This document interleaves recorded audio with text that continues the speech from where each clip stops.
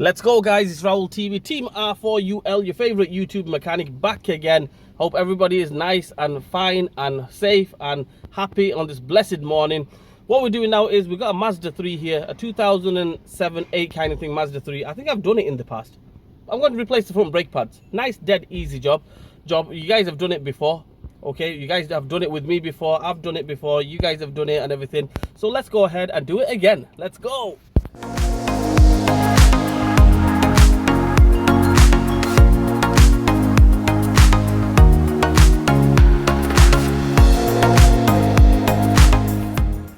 Right, first things first, draw the car up on the ramp here.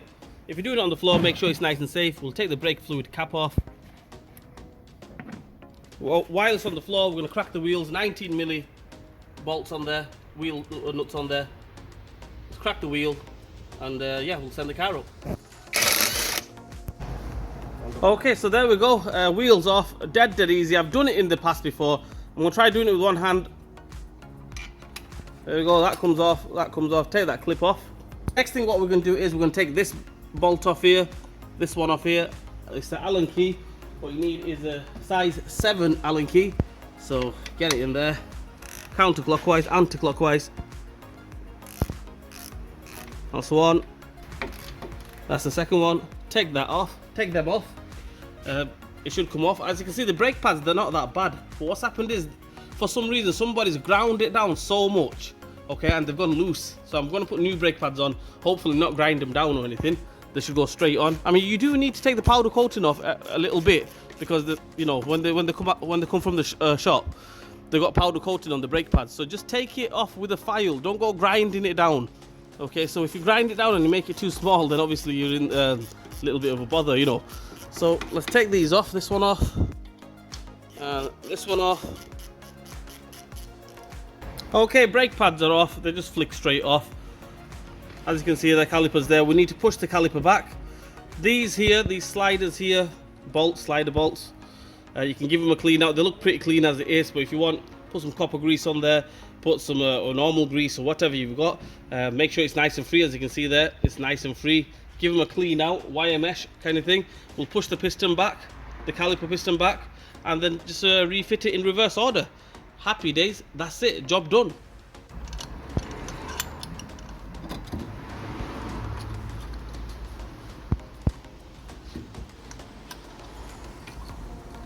Normally hold it with one hand and then basically wind it in with the other hand. I'm trying to do it with one hand and it's not the easiest thing to do, but you get the picture. We need to push the piston back.